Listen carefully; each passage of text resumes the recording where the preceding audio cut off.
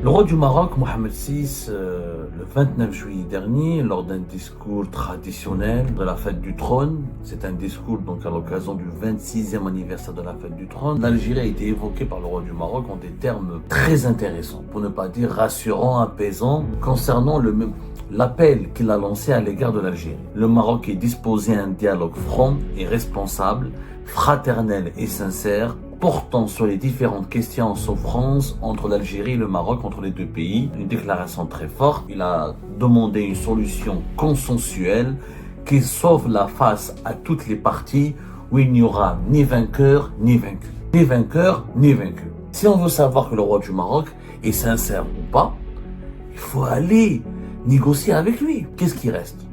Il reste la négociation.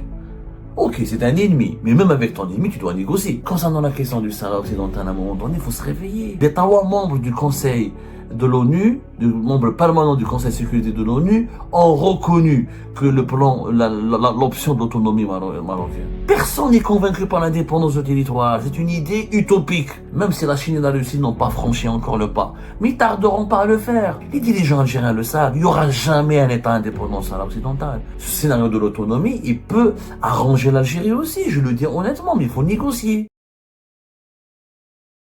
Le roi du Maroc, Mohamed VI, le 29 juillet dernier, lors d'un discours traditionnel que le Maroc célèbre chaque année l'anniversaire de la fête du trône, c'est un discours donc à l'occasion du 26e anniversaire de la fête du trône, l'Algérie a été évoquée par le roi du Maroc en des termes, je dirais, très intéressants, pour ne pas dire rassurants, apaisants, mais en tout cas le roi du Maroc a interpellé les médias internationaux, la communauté internationale. Ce message a été largement répercuté, diffusé et repris par les médias internationaux concernant l'appel qu'il a lancé à l'égard de l'Algérie. Le roi du Maroc, il a dit ceci.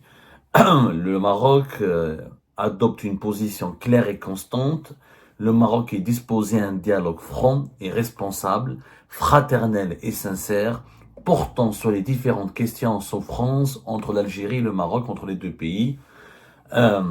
Il a dit ensuite une déclaration très forte, il a demandé une solution consensuelle qui sauve la face à toutes les parties, où il n'y aura ni vainqueur ni vaincu. Ni vainqueur ni vaincu. Il n'a pas, il n'a pas donné de détails, pas plus de détails.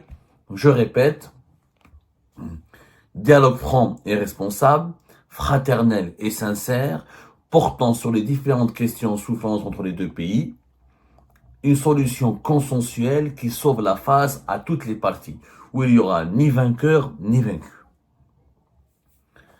Et cet appel, on va dire, a été commenté de façon extrêmement méprisante, négative, insultante, calomnieuse par certains médias algériens ou par certains appareils propagandistes liés au régime algérien ou là aux autorités algériennes tout court. Et comme il a été ignoré et balayé d'un revers de la main par d'autres partis, par d'autres médias ou par d'autres canaux liés aux autorités algériennes. Et je le regrette profondément. Pourquoi? Alors, je ne connais pas les intentions réelles du roi du Maroc. C'est pas mon ami, le roi du Maroc. ماهوش ni mon ami, ni mon beau-frère, ni mon beau-père. Comme j'ai l'habitude de le dire, نقول واحد لا ريجون تاع بوفاريك وجي étudié ونحيي ناس بوفاريك. ما كليت معاه البقلاوه ما عرست معاه. Je ne le connais pas, je suis pas dans les secrets de Dieu pour vous dire, parce qu'en Algérie, c'est quoi la position officieuse, pas officielle, parce que les autorités algériennes, ni Abdelmajid Tebboune, ni Saïd Chengueria, il n'y a aucun dirigeant algérien n'a commenté pour le moment, on a répondu à cet appel de Mohamed VI.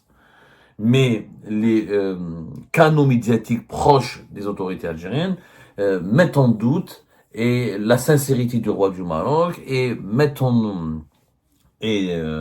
jette le discrédit et la suspicion. Ils considèrent que les intentions de Mohamed VI sont malsaines et que à chaque fois que le roi du Maroc lance un appel au dialogue, ces canaux considèrent que derrière c'est une manœuvre de manipulation parce que la politique hostile anti-algérienne du Maroc est menaçante contre les intérêts de l'Algérie et sa sécurité est toujours maintenue. C'est une thèse à laquelle je n'adhère pas. Pourquoi? D'abord, c'est une thèse. Il faudra la vérifier. Pour la vérifier, il y a une solution très simple. Si on veut savoir que le roi du Maroc est sincère ou pas, il faut aller négocier avec lui. Je veux dire que ce problème algéro-marocain qui dure depuis des années et qui a pris le problème algéro-marocain, il date depuis les années 70. D'accord, depuis le déclenchement de la question du Sahara occidental. Et il a pris une dimension tragique des années 90. Ensuite, il s'est calmé, s'est apaisé durant les années 2000 pour reprendre une dimension encore plus tragique et dramatique depuis la rupture des relations diplomatiques entre les deux pays en 2021, une situation de quasi-guerre diplomatique, géopolitique, où les autorités algériennes considèrent aujourd'hui le Maroc comme l'ennemi absolu qui complote, qui menace la sécurité nationale, et la taille même la thèse d'une guerre contre le Maroc, elle a été largement propagée par les médias propagandistes et par les appareils propagandistes et par les partis politiques et les lobbies liés aux autorités algériennes. Maintenant, puisque le Maroc est un ennemi, ok, partons du postulat que c'est un ennemi. Il y a deux façons de traiter un ennemi. Lui faire la guerre, ou deux, négocier avec lui la paix. Et négocier avec lui une solution pour les problèmes. Faire la guerre, c'est de l'intérêt de personne. Ni les Marocains, ni les dirigeants algériens. Le régime algérien, ou les autorités algériennes, ou les dirigeants algériens savent très bien que, comme disait Boumediene la guerre n'est pas un jeu d'enfant. Qu'une guerre, vu ce qui se passe en Ukraine avec la Russie, vu ce qui se passe dans le monde, vu comment le monde mondial, l'ordre mondial a été chamboulé depuis la pandémie de la Covid-19, vu la guerre au Proche-Orient, etc., la question palestinienne et ses complications, vu les évolutions et les mutations du monde actuel qui sont très dangereuses, une guerre entre l'Algérie et le Maroc sera fratricide et perdante pour les deux pays. Il n'y a aucun ne pourra gagner. Le Maroc, il a suffisamment d'alliés pour se défendre et faire du mal. L'Algérie, elle a suffisamment d'atouts aussi à faire valoir pour faire du mal au Maroc et tout le monde sera perdant. Donc on sait tous, les dirigeants algériens eux-mêmes le savent, qu'une guerre n'est pas possible. Les dirigeants marocains eux-mêmes le savent qu'une guerre n'est pas possible. Donc à partir du moment où on ne peut pas faire la guerre, parce qu'il y aura trop de pertes, trop de risques, et trop de belligérants étrangers qui pourraient rentrer en jeu et alimenter la tension pour instrumentaliser cette guerre et recoloniser le Maghreb quelque part ou utiliser le Maghreb comme un champ, comme un échiquier pour régler leur compte. Comme ce qui s'est passé en Syrie, comme ce qui s'est passé en Irak, comme ce qui s'est passé en ce moment entre l'Ukraine et la Russie. On sait très bien qu'entre l'Ukraine et la Russie, c'est un affrontement géopolitique entre deux blocs, Chine, Russie, États-Unis, Occident, Union européenne. Donc, les Marocains et les Algériens, les dirigeants marocains et algériens savent très bien qu'une guerre va les dépasser largement et qu'ils n'ont ni les moyens, ni les capacités militaires, économiques et financières à tenir un affrontement militaire. La population les deux pays courent un effondrement en cas de guerre. Donc le scénario de la guerre, il est mis de côté. Il est inimaginable. Inimaginable dans le pire des cas. Donc qu'est-ce qui reste? Il reste la négociation. Ok, c'est un ennemi, mais même avec ton ennemi, tu dois négocier. Même les Palestiniens ou les Israéliens, le Hamas et le Mossad, ou les Israéliens, ils ont négocié. Ou qui fait? Même le Hamas a négocié avec les Israéliens, fait Doha, au Qatar, etc. Pourquoi, qu'est-ce qui nous empêche, nous les Algériens, d'aller négocier avec les Marocains, subhanallah? Si le roi du Maroc, il est trompeur, ou là il veut nous tromper, on le saura en négociant. À un moment donné, je vois que Abdelmajid Tebboune, lorsqu'il a reçu le président libanais, Joseph Aoun, belle visite, bel accueil, le Liban, moi je suis favorable au renforcement des relations entre l'Algérie et le Liban, ce qui c'est notamment des relations qui ont été gâchées un petit peu par le scandale du fioul frelaté de 2020, reprise en force des relations, le Liban est un pays important, etc. C'est une zone géographique importante où l'Algérie doit avoir des relais d'influence, une capacité d'intervention et d'influence, c'est une région stratégique. Quand j'entends Abdelmajid Tebboune parler de la nécessité de préserver l'unité du Liban, la paix au Liban, la reconstruction du Liban, la non-agression du Liban, ok, mais c'est beau. Quand l'Algérie s'intéresse au Soudan et donne des leçons pour la stabilité et la paix au Soudan, quand elle parle de la fin du conflit en Afrique, mais c'est pas logique à la fin, c'est incohérent et absurde d'aller donner des leçons de paix, de fraternité et de réconciliation dans les autres régions du monde, alors que ta propre région, avec ton propre voisin, tu risques une guerre. Tu es dans une politique de guerre diplomatique et politique et dans une logique de préparation à un affrontement militaire. Ça n'a pas de sens. À un moment donné, un véritable pays puissant, c'est un pays dans lequel il assure la paix, la sécurité dans son propre voisinage. Toi, avec ton propre voisinage, tu as des gros problèmes. Je parle du Maroc notamment, je parle pas des pays du Sahel. Il y a pas de, on n'a plus d'ambassadeurs dans les trois plus importants du Sahel qui sont nos voisins, le Burkina Faso, le Niger et le Mali, depuis avril, début avril 2025.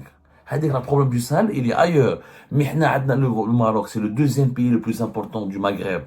C'est quand même presque 40 millions d'habitants, alors que nous, on s'approche des 50 millions d'habitants bientôt. Donc, c'est un pays important avec lequel nous partageons une grande histoire, une géographie importante, des intérêts importants, et qu'on le veuille ou non, ce sont nos voisins. Les Marocains ne vont pas déménager, l'Algérie ne va pas déménager. Les Algériens ne vont pas partir, les Marocains ne vont pas partir. La géographie fait en sorte que nous sommes obligés de coexister. Donc, est-ce qu'on peut aller donner des leçons de paix, de réconciliation, de fraternité à d'autres pays comme le Liban, le Soudan, ou le Rwanda, ou le Congo, ou je sais pas quoi, ou la Libye, etc. Alors que nous, avec nos propres voisins directs qui sont les Marocains, on a une politique, on a une instabilité, une tension permanente. Ça n'a pas de sens. Le roi du Maroc, il est que nous cherchons, trouve une solution sans vainqueur et sans vaincu. Allons-y le voir. On a une diplomatie, on a un ministre des Affaires étrangères, on a des diplomates, on a des ambassadeurs, on a Abdelmajid Tebboune à un moment donné, il doit faire travailler ses diplomates. Qu'est-ce qui empêche d'aller discuter, de négocier directement avec les Marocains? C'est inévitable. Jusqu'à quand cette situation va durer? Jusqu'à quand nous allons déjà nous avons des problèmes au Sahel, nous avons des problèmes au niveau de la Libye, la Tunisie elle est fragile, nous avons un espace méditerranéen qui connaît beaucoup de tensions à cause de ce qui se passe avec Israël, etc. À un moment donné, le front ouest, c'est-à-dire le front marocain, il faut l'apaiser, il faut le sécuriser. Il n'y a pas, quand on ne peut pas faire la guerre, on doit faire la paix. Pour faire la paix, il faut des négociations, il faut un pacte de non-agression. Il faut que le Maroc et l'Algérie signent un pacte de non-agression. Quelles sont les conditions? Le Maroc appelle au dialogue. Il dit que je suis prêt à une solution sans vainqueur et sans vaincu concernant le Sahara occidental. Allons-y, écoutons ces solutions que propose le Maroc et proposons nous-mêmes nos solutions. Il faut que les dirigeants algériens et les dirigeants marocains se rencontrent autour d'une table et discutent une fois pour toutes. C'est inévitable. Ça doit se faire. Ça s'est pas fait hier. Ça se fait pas aujourd'hui. Ça se fera demain. La situation ne peut pas rester éternellement bloquée. Ça n'a strictement aucun sens, ce blocage. Aucun sens. Regardez l'actualité. Il y avait des affrontements militaires entre le Cambodge et la Thaïlande. Au cours de ce mois de juillet. Quelques jours d'affrontement, il y a eu des morts. Alhamdoulilah, entre nous et le Maroc, il n'y a pas de morts. Il n'y a pas d'affrontement militaire. Il y a quelques bavures au niveau des airs, au niveau du Sahara occidental, au niveau des eaux maritimes entre Porcé et Saïdia, mais ça reste très isolé. Il y a eu une guerre, il y a eu des affrontements militaires avec des dizaines de morts entre le Cambodge et la Thaïlande. Et à la fin, les dirigeants des deux pays ont parlé au Hadro, où ils ont trouvé un accord, et voilà. Une trentaine de morts quand même, 15 soldats. Donc, et après, il y a eu un accord de paix. Ils ont négocié. Ils ont vraiment négocié. Il y a eu ce sont deux pays avec une problématique de tracé frontal. C'est-à-dire les deux pays se disputent un territoire. Mais malgré cela, ils se sont mis d'accord pour un cessez-le-feu, pour un processus de paix. Nous, on n'en est pas là. On n'a pas d'affrontement militaire avec les Marocains. Et les Marocains n'ont pas d'affrontement militaire avec l'Algérie. Qu'est-ce qui nous empêche de négocier? C'est inévitable. On ne pourra pas continuer la stratégie actuelle qui consiste à diaboliser, invectiver, insulter et ignorer le Maroc en permanence, ne résoudra pas le problème. Un ennemi, tu ne peux pas l'ignorer tout le temps, surtout quand il est ton voisin. Si c'était un pays lointain, genre comme les Émirats, ou là, comme, je sais pas quoi, un pays dans un autre continent avec lequel on n'a pas de frontières, peut-être c'est possible, même ça reste ridicule. Un ennemi, tu l'affrontes. Tu peux pas l'affronter militairement parce que c'est dangereux pour nous et pour lui. Tu l'affrontes diplomatiquement. On a des diplomates. Qu'est-ce qu'on reproche au Maroc? La question du Sahara occidental, la question des ingérences dans les affaires internes, et après les arguments des dirigeants algériens, et la question de l'alliance avec Israël. Bah, on va aller voir les Marocains, on va leur dire, écoutez, nous, on se sent en danger parce que vous avez fait une alliance militaire avec Israël. On veut des garanties, un engagement concret et solennel qu'il n'y aura jamais une tentative d'agression de l'Algérie depuis votre territoire. Et on l'exige, un accord international consigné avec des témoins, avec une médiation, avec le Conseil de sécurité de l'ONU, et ça sera signé et validé.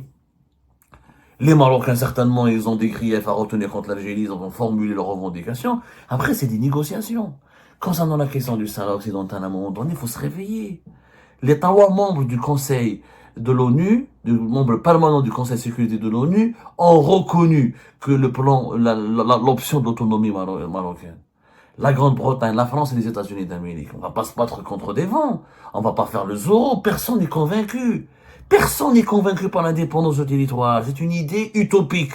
Un pays avec 300 000 habitants, tous des tribus, comment il va survivre, des pays entiers, le Mali, le Niger, le Burkina Faso, ils ont fait une unité, une alliance, une fusion pour subsister, pour survivre au terrorisme, aux problématiques économiques et géopolitiques et aux défis diplomatiques. Comment voulez-vous qu'un petit territoire va survivre? Aucune puissance au monde, ni la Russie, ni la Chine, même si la Chine et la Russie n'ont pas franchi encore le pas, mais ils tarderont pas à le faire.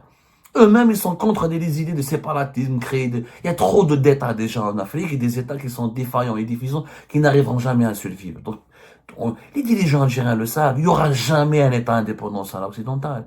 Parce que le monde ne le veut pas. Et les Sahraouis eux-mêmes sont divisés. Et le Front Polisario, il y a des partisans. Il y a d'autres Sahraouis qui ne sont pas avec le Front Polisario, qui sont avec le Maroc. On va faire comment? On va faire un État indépendant qu'avec la moitié des Sahraouis qui sont avec le Polisario. Et comment ils sont? Et on n'a même pas de données sur qui est avec le Front Polisario, qui est contre. Donc, soyons sincères. Ce plan d'autonomie, il faut l'étudier. La Catalogne, elle est autonome en Espagne. La Corse elle-même, elle va être bientôt autonome. Il y a la Nouvelle-Calédonie, il y a plein de territoires qui sont autonomes et qui vivent bien dans la paix, qui prospèrent, etc. À un moment donné, il faut qu'on soit rationnel, qu'on s'adapte aux besoins, qu'on adapte nos principes, notre vision du monde aux besoins de l'époque. Voilà.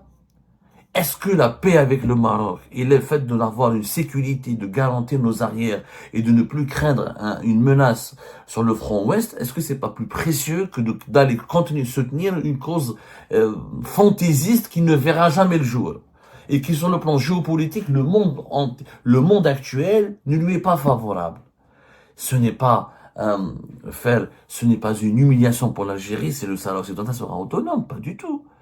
C'est pas une humiliation. Tant que les principes tant que le peuple sahraoui sa dignité sera respectée, tant qu'il y a des échanges économiques, tant qu'il y a des échanges, tant qu'il y a des intérêts algériens seront préservés, c'est complètement possible. Ce scénario de l'autonomie, il peut arranger l'Algérie aussi, je le dis honnêtement, mais il faut négocier. Il faut se poser autour d'une table. Il faut affronter les Marocains. On ne pourra pas continuer à les ignorer. C'est pas possible. On ne pourra pas. Cette stratégie n'a aucun sens. Il faut pas citer le Maroc, il faut pas le citer aux infos, il faut pas le citer dans les communiqués officiels, il faut pas le citer dans les articles de presse. Ça n'a pas de sens, c'est débile. C'est débile et puis c'est même pervers parce que les Marocains sont intelligents. À chaque fois, ils appellent au dialogue.